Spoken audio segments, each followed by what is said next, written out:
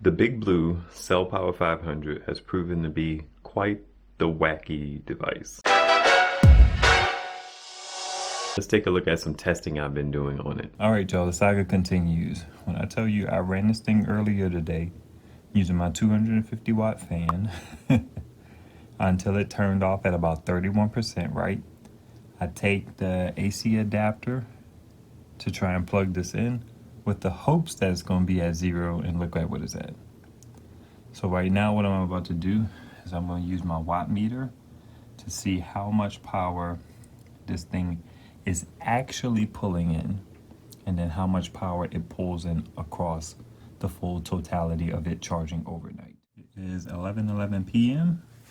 It's at 99%. So it's going to take about 1 minute to get full. It is the next morning. It stayed at 99% for a while. Let's see what the watt meter says. Got dumped into it. Know what I'm saying? Let's turn the other way. So I'm gonna say that that's 420 watt hours, which is interesting, right? So I feel like what I'm gonna do is I'm gonna deplete it, and then I'm gonna have to do this again, and then we'll see what kind of watt hours it gets the next time. Hopefully it's more than 420, because ultimately I'm trying to get this thing where it's using its full battery. All right, so I'm gonna pick up where I left off. This is the BigBlue. I've been having problems with it capacity wise. You can see that it's dead. So I'm gonna charge it up using this kilowatt meter and its native charger to see how much power goes into it. Last time it produced like what? It took in about 470 watt hours, which don't make no sense because this is a 500 watt hour device. And typically with these devices, they take way more electricity to charge into the battery than they actually hold. So it's because of the AC to DC conversion. So you're coming from your wall, going to a battery, there's some conversion laws. So typically you will probably have 500, it will probably take a good extra 100 watts of power to power this thing up fully, which further leads me to believe that something's going on with this thing capacity wise or BMS wise. I've been in contact with them, I believe, and I'm still testing. And you can see that this thing was dead. It did not turn on. And it turns on to 60%. So there's something wrong with this unit. And I'm not gonna mess with it anymore. I'm gonna hit up BigBlue and let them know, like, yeah, I've been testing with y'all power brick, no solar, no USB-C. I wasn't fast charging it. All I'm doing is charging it from the wall, and it's bugging out like this. So as you can see, this is at 100%. Let's see how much power actually got delivered to it using this fancy kilowatts.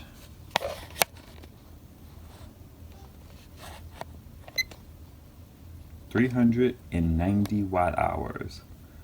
So it was at 65%, even though it was dead.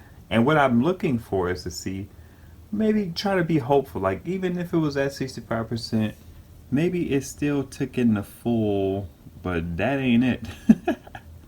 So I believe this thing is rated at 500 some odd watt hours, probably like 537, and it pulled in 390. What the heck, man? Oh, so what I told them, I was like, you know, hey, this thing is still doing the behavior that I described to you.